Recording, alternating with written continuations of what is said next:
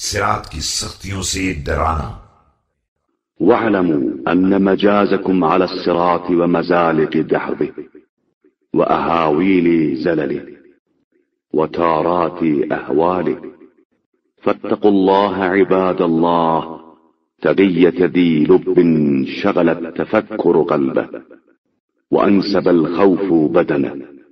یاد رکھو تمہاری گزرگاہ صراط اور اس کی ہلاکت خیز لغزشیں ہیں، تمہیں ان لغزشوں کے ہولناک مراحل اور طرح طرح کے خطرناک منازل سے گزرنا ہے۔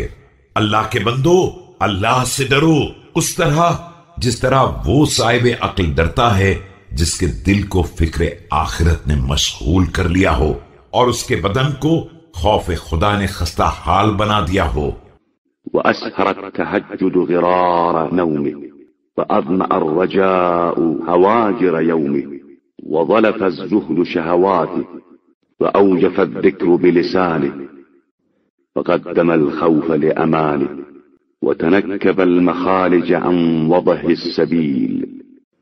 اور شبیداری نے اس کی بچی کھچی نیند کو بھی بیداری میں بدل دیا ہو، اور امیدوں نے اس کے دل کی تپش کو پیاس میں گزار دیا ہو، اور زہد نے اس کی خواہشات کو پیروں تلے رون دیا ہو، اور ذکر خدا اس کی زبان پر تیزی سے دوڑ رہا ہو، اور اس نے قیامت کے امن و امان کے لیے یہی خوف کا راستہ اختیار کر لیا ہو، اور سیدھی راہ پر چلنے کے لیے ٹیڑھی راہوں سے کترا کر چلا ہو۔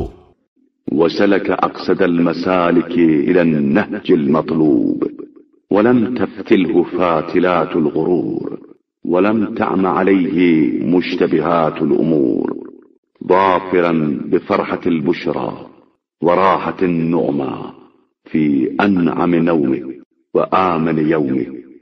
اور مطلوبہ راستے تک پہنچنے کے لیے معتدل ترین راستہ اختیار کیا ہو، نہ خوش فریبیوں نے اس میں اضطراب پیدا کیا ہو اور نہ مشتبہ امور نے اس کی آنکھوں پر پردہ ڈالا ہو، بشارت کی مسرت اور نعمتوں کی راحت حاصل کر لی ہو۔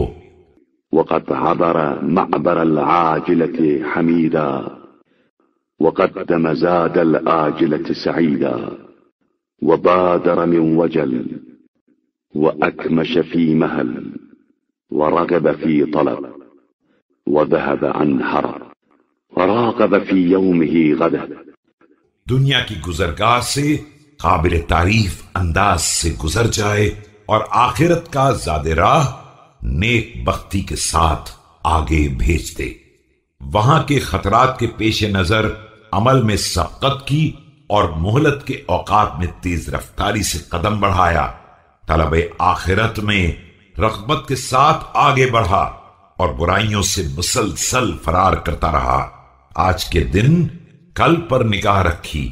ونظر قدما أمامه فكفى بالجنة ثوابا ونوالا وكفى بالنار عقابا ووبالا وكفى بالله منتقما ونصيرا وكفى بالكتاب حجيجا وخصيما۔